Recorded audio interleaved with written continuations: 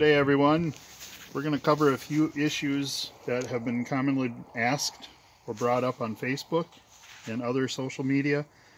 There's concern and confusion and frustration about how the snorkel fits onto the carburetor intake boots. And that whole process, yes, it is a pain, but I wanted to show you a few tricks. We're going to take this one off because some people have also run into difficulties getting the carbs off because of their unique angle. There's a couple little tricks, and this will just help everyone get through it. So I'm going to start by removing the snorkel itself. Now, this here is a proper JIS screwdriver. You can find them online.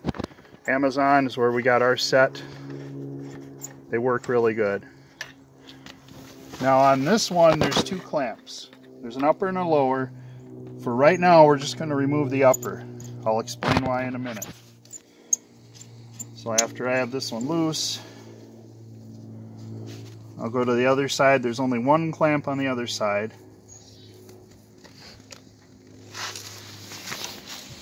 I'll wait for the camera to come around. There's the boot is kind of bonded up there, but down here, just the one clamp. And the way I get it off is I just reach around each side like this. There's a nice little pocket, and I just give a little pull upward. Now today, it's a balmy 40-something degrees in Wisconsin.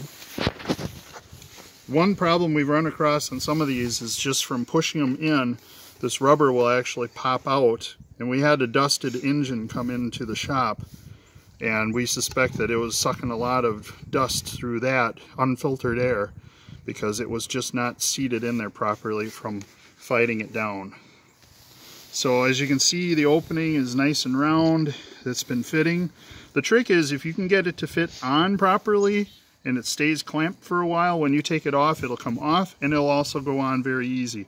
Once this shape has been distorted, as stiff as this is for 40 degrees, and this is 1984, I haven't replaced it, it will still go on well, and I'll show that later. The other thing I want to point out is the orientation of this carburetor boot here. There's a little casting mark right there and right there. These are ideally supposed to be in line with the bike. There's no other marks that help orientate this boot, because if this is on wrong, the shape of this boot, I will take it off because I'm going to service the carburetors. The shape of this boot is critical in how the snorkel fits onto the boot. If this is turned any which way, and I can do it here, you can see the angle is just such, there's no way you'd ever get the snorkel on. And if we turn it the other way, it starts hitting the ignition wires. And again, it's not flat, it's cocked at an angle. So this piece is very unique, and it has to be orientated where these casting lines, all of them should have a little bit of a rubber casting on them, where they're directly in line and straight as possible. If you're off by a millimeter, it's not a big deal. It comes right off. It retains its shape. It will go on very well.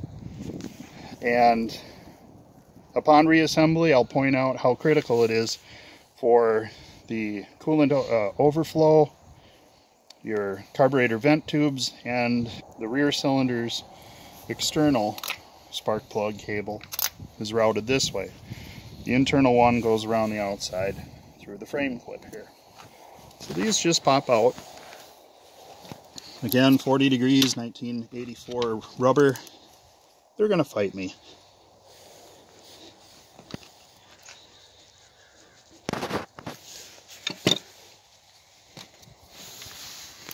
It just comes out of the way. Now I'm going to remove the choke plungers. I just pull out a little to get the rubber off of the boot, or off of the housing plug. And these I had pre-loosened. They should never be in super tight because they are plastic. If they're in too tight and they bind, they will strip. You'll have a hard time getting them off. Just set that out of the way. On the other side, I do the same process. Just pull the rubber back a little. It allows that to come off of there. I rarely have these much more than finger tight. They don't come out, they don't go loose, you can't lose them. The next step is to remove the throttle cables. The simplest process. I don't have my heat shield, or I'm sorry, my decorative shield over the cables. I had that removed to speed up the video. Some of you might have seen this trick, figured it out yourself. But this way, you don't have to play around with throttle free play. It goes right on real easy. Just push it forward, work the things out, it's off to the side. How many other bikes are that easy? Now here's a little trick that's real important. There's one screw on each side. These secure the carburetors together and guarantee their sync doesn't change. It's just a long Phillips screw or JIS screw. I turn it out about 3 or 4 turns. Do not remove it. Go to the other side. It's located right here the same way. It's just turned around. Just give it a few turns. While we're on this side, I will loosen up the band clamp.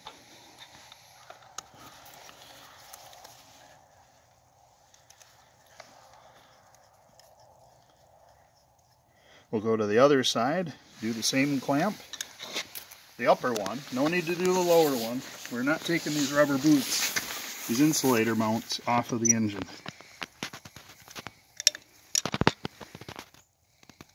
I like turning them a little bit more than beyond them, like that one got away from me, so I just have to hold it. Now at this point, just a little bit of prying. I'm not a fan of prying, but that's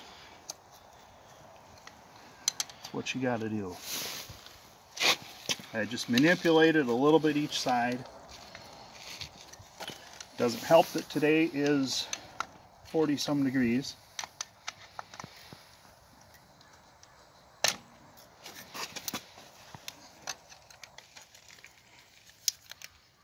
There we go.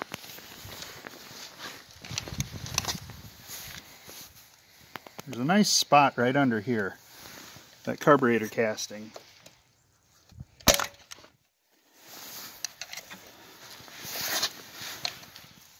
There we go.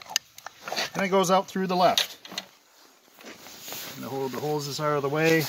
Lift it up, lift it out.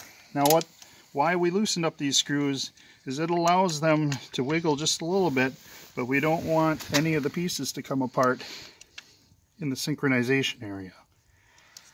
So everything is still fine, but just that little bit of wiggle allows them to come out and go in a lot easier.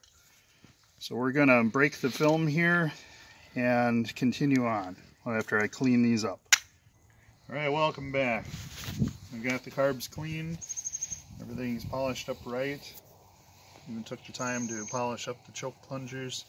They sparkle like gold now. It's kind of important. I've had those things stick in their bore, and it's almost critical as far as the carburetors are concerned. If they're stuck in there so bad, you just have to get another carburetor body. So anyway, they go back in through the left, the same way they came out. And just as a side note, I did put a thin film of grease on the inside of these. Just not a lot, just a little. I like using the red high temp grease. I use that for a lot of stuff, so that works out really good. You just line up the bores with the intake runners. So that side is done. And again, with these screws loose, it allows a little bit of free play. That one's in, that's started. That one looks pretty good. Okay, that needs to go in a little bit more. That's in. There we are. Turn myself around. That one's in. Voila. That easy.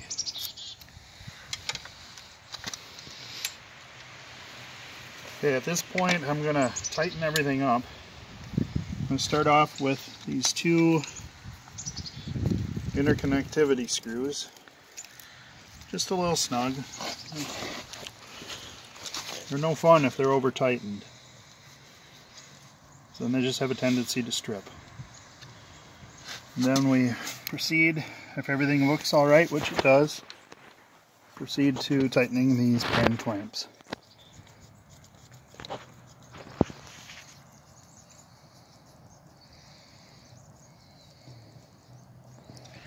The other side. It's a little bit harder to see because of the fuel line.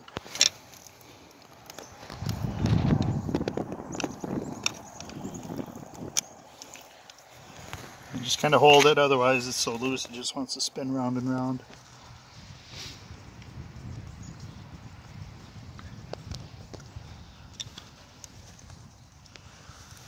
Yep, I like how that looks. It's on, it's solid.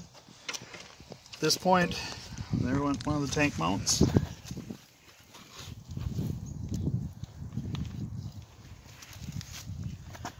Putting the choke things back on. Thank you. And just finger snug for now. Push it on. Get the rubber over that edge. And on the other side here, same thing. It's easy to cross thread these because it is only plastic. If they're done right and you haven't, whether it's you or someone else, haven't accidentally cross threaded it, it should always go on real easy. If it starts turning really hard and you can't turn it by hand, stop, get it back out, and try to address it. The next step would be we'll hook up the throttle. And again, being this is all set,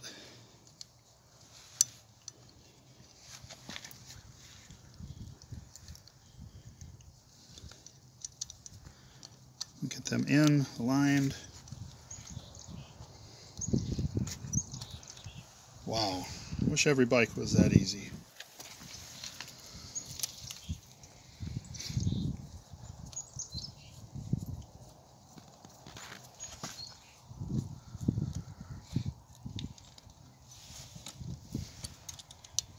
It's kind of common for these double-purpose screws for the threads inside the carburetor body to actually strip. So again, I don't over-torque these.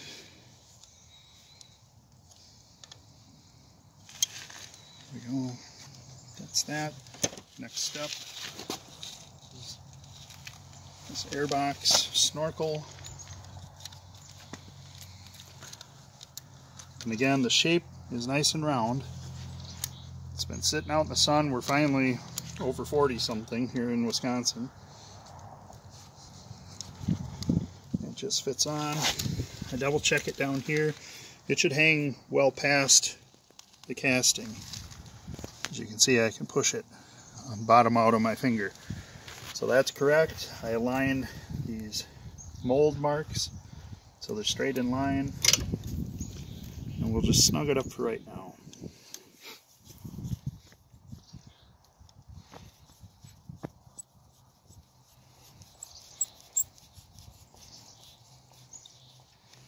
Okay, that's not going anywhere now.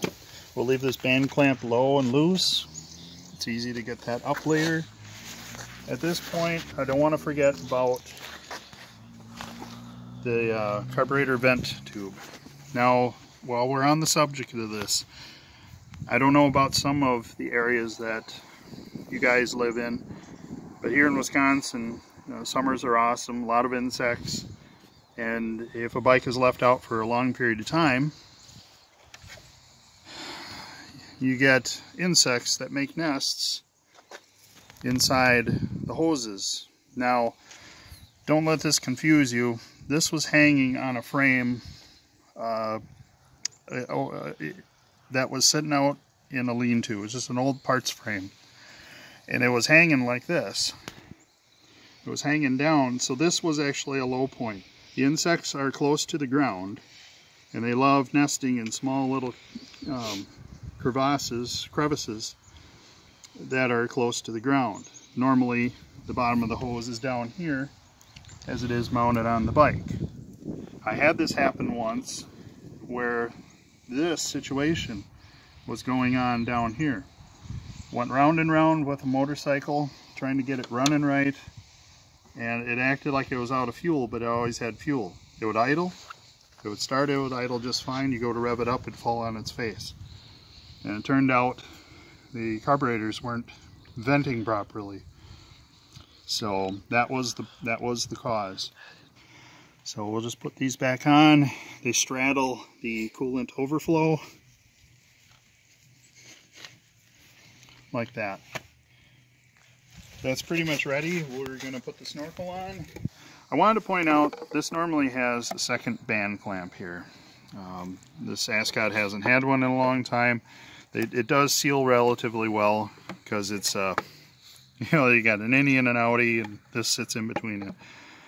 But anyway, we'll get this snorkel put in. Hopefully it'll go in good, but if it fights us, that will actually help you guys out too.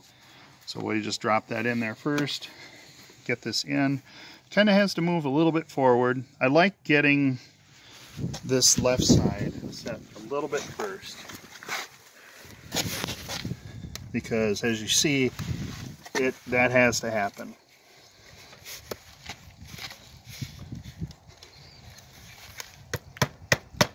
And don't be afraid to pound there. It just went right in. Don't be afraid to pound on it. I like just using the back side of my hand. So then now we can, this is in. I won't tighten the clamp. We'll go to this side here. And in that camera angle, I'm going to just try to bat it down and just see how far it goes on. Sometimes when it's warm enough, I like to push on this side right here. I just felt it go down. Yep, it took.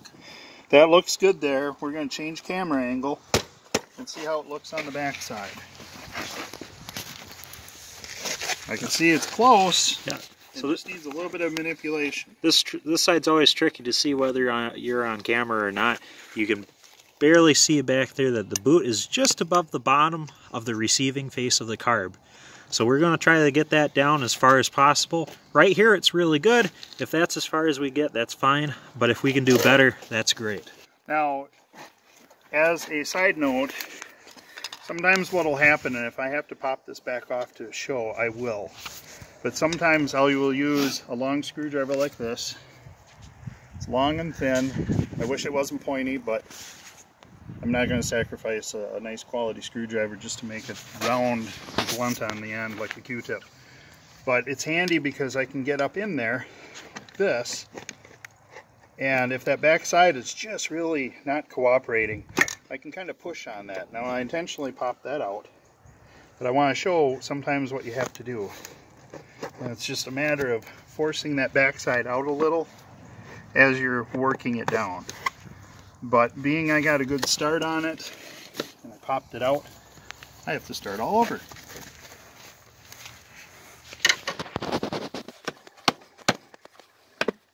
That went down nicely. It went down nicely. This is a fine example of why once it's done right and it's clamped in right, it shouldn't be a butt ache ever again, because this just dropped right in. And then sometimes to force that bottom edge down, I'll get a screwdriver on the top of it a little bit. Yep. Don't want to cut it. You can see it's went down plenty. And if it looks like it's in, I will tighten the clamp. Yep. So that about there is as good as they ever get. When the two faces are flush, that's the best it is. The other thing is you can see my naughty finger here is keeping the clamp as low as it can possibly go. It has a lot of movement in that groove, and you want it low. Yes. If you let the clamp creep up when you go to tighten it, it'll squeeze the top of the carb, and the whole boot will go up above the carb and take it. See, we've tightened it down, and everything is exactly where we left it.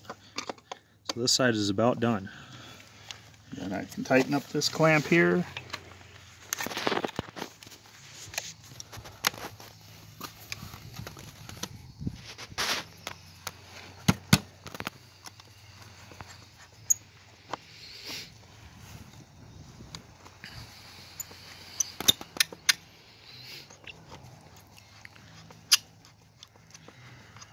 Yeah, this Ascot is sat out in the weather quite a bit. It's not pretty. It's one of our restorations coming up. Well, there we have it. Everything looks like it's in. Everything looks proper. Oh, I see a correction. This is why I double check. The back side of the clamp over here didn't get aligned properly with that groove.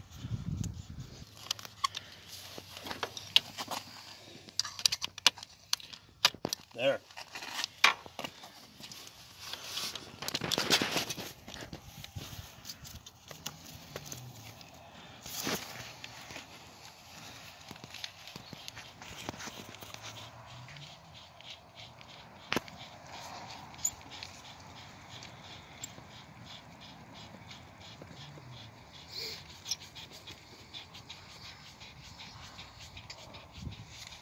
There we go. I don't over tighten them, but I get them mighty snug.